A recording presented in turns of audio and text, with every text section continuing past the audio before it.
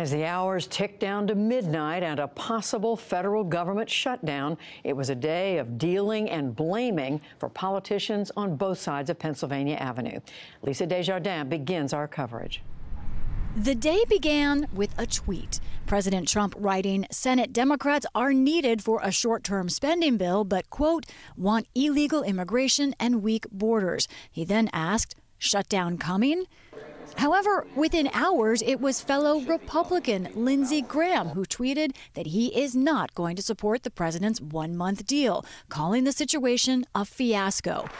Across town, the defense secretary, responsible for roughly 2 million personnel, troops and civilian, stressed a decade of budget crises have choked military planning. Wasting copious amounts of precious taxpayer dollars. At 11 a.m., the Senate was back in session, and in the hallways, rumors were flying of a possible 5-day deal.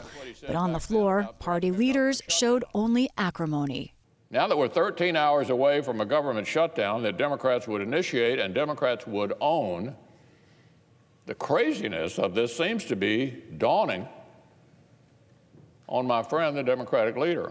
The Republican majority in the House and Senate, with their president, have failed to come up with a blueprint for spending for this great nation that we serve and are proud to be part of. Meanwhile, Republicans, including Office of Management and Budget Director Mick Mulvaney, were trying to brand the shutdown with a Democratic name. OMB is preparing for what we're calling the Schumer shutdown. After Democratic Senate Leader Chuck Schumer. Schumer himself was staying quiet, behind the scenes looking for short-term options. But just before noon, a setback. House Freedom Caucus Chair Mark Meadows told NewsHour House leadership rejected a 5-day deal. More signs of a shutdown. House members, taking what were supposed to be their last votes of the week, were told not to leave town, and President Trump canceled his flight to Mar-a-Lago. Within the hour, Mr. Trump called Schumer, summoning him to the White House for a one-on-one summit of sorts. Schumer returned to the Capitol with positive words, but no deal. We had a long and detailed meeting. We discussed all of the major outstanding issues. We made some progress, but we still have a good number of disagreements. The discussions will continue. Next, hours of waiting, filled only by speeches on the Senate floor that changed nothing, except they passed the shortening time until a shutdown. So, if Congress and the White House do not meet their deadline tonight, hundreds of thousands of federal employees, almost half of all civilian federal workers, would not be able to do their jobs. Some government functions will not be affected. The Postal Service will continue to deliver mail. Air traffic controllers from the FAA and airport security officers from the TSA will stay on the job. And the government will keep providing Social Security, Medicare, and Medicaid benefits. In addition, the Interior Department says that it will keep national parks as accessible as possible, and that's a shift from previous shutdowns. Still, this shutdown could have serious ramifications for many government agencies. More than half of IRS employees would be sent home, even as it gets ready for tax season and adjusts to the new tax law. And it could tie up the Department of Health and Human Services as it grapples with the difficult ongoing flu season. But back to the swirl of shutdown politics ahead of tonight's deadline. Lisa Desjardins, whose report we just heard, she joins us now from Capitol Hill. And Yamiche Alcindor, who's been watching this story unfold from the White House today, is with us here. Welcome back to both of you. Lisa, I feel like I've been asking you this question every night for many, many nights, but where do we stand right now? What is going on? Yes. Actually, Judy, in the last half hour, there is a glimmer of hope. Senate Majority Leader John Cornyn, Senate Whip John Cornyn, came out and told members of the press that he thinks there will be a vote tonight.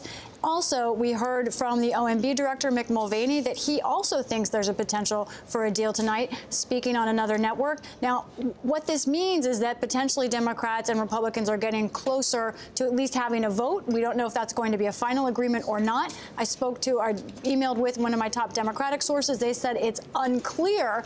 But, Judy, I think the biggest sign is this sound right now. which is silence. The last 2 hours, 3 hours here at the Capitol have been incredibly quiet, and I think we both know that means actually maybe there's progress behind the scenes.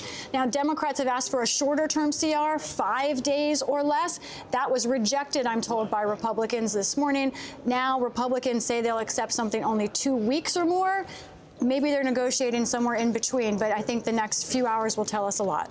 So, Yamiche, we know the president tweeted, but he's been kind of unusually quiet on that front today. What is he saying? What's his role? Well, I think he's actually stepped up a lot of his efforts in that he is actually summoning people to the White House. He's actually sending out both Mark Short, the legislative director, and Mick Mulvaney to go out and speak publicly about this. And then he's sending Mark Short to the Hill, where, from my understanding, he's there right now meeting with lawmakers. So the idea is that President Trump is saying that he had an excellent meeting with Chuck Schumer. He's saying that they're making progress on Twitter. And he's also saying that he is wanting a 4-week extension, which is probably not going to happen. But the idea is that he's actually saying and being clear about what he wants, which Mitch McConnell has said in the past was a real problem, that lawmakers didn't know what he wanted.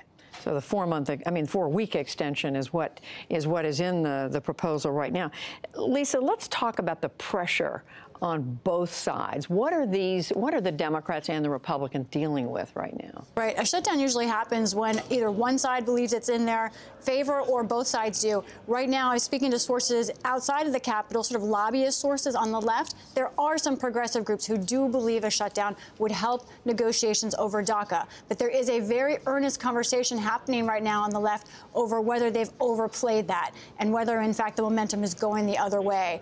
On the right, there are some conservatives who think a shutdown would help them in that they believe Democrats would be blamed. However, there was polling today in the Washington Post showing that more Americans, at least in that poll, blame Republicans. So there are Republicans who are worried that they would be blamed more. And Judy, I think while we look at who would gain from a shutdown, right now we have a situation where there is pressure on both parties starting to believe that both of them would be blamed. Judy, maybe the smartest people I talked to today, I'm not exaggerating, were the tourists in the Capitol. It was full of tourists today, not just because the March of Life is here, but also because of several conventions in town. Americans are very well read in on this situation, and nearly everyone I talked to, Democrat, Republican, said they would, in fact, blame both sides. So, Yamiche, if this shutdown happens, if they don't get it figured out tonight, what does that mean for all the federal workers here? Well, Mick Mulvaney essentially said that there are going to be a set of workers that are going to have to go to work and not get paid. He said that military workers, post office workers, people that are patrolling the borders, these are people that are going to have to essentially show up and not get a paycheck. And then when reporters started shouting, well, are they going to get back pay? In the past, that reporters and workers essentially have been able to get back pay. But in this case, he wouldn't answer the question. I emailed the office later to ask, and I still have not gotten an answer. So it's a real question mark. The contingency plans put online by the federal government illustrate that they are likely going to pay people if they don't get paid. But part of that, the other issue that's going on here is that military families are going to be impacted by the services that they receive, something that people are very familiar with, which is commissaries. These are subsidized groceries for military families. Those things would be closed down. So you potentially would have people working for no pay and then having to pay more money for their milk and their sugar. So it's going to be a real mess. And Lisa, you've been also looking at the effects on federal agencies, taking a look at what it means for individual government workers. Right, and I think one thing, you covered it so well earlier, but I think people don't realize that there are many agencies that in large part have the vast majority of their staff remain. That's Defense and Homeland Security, have hundreds of thousands of people who stay on the job. The smaller agencies are the ones that are affected the most. They are the ones that usually shut down the most. Here at the Capitol, I can tell you one of the doorkeepers whose job it is to kind of unsung hero stand outside of the chamber and protect the members of the Senate told me they just wish this was a day where someone was handing out free Tylenol. There really is a sense of frustration here about this whole situation. And for the press, for the reporters. Yeah. Lisa Desjardins, we'll see how long you have to stay there tonight. Same with you, Yamiche. Thank you very much. Thanks.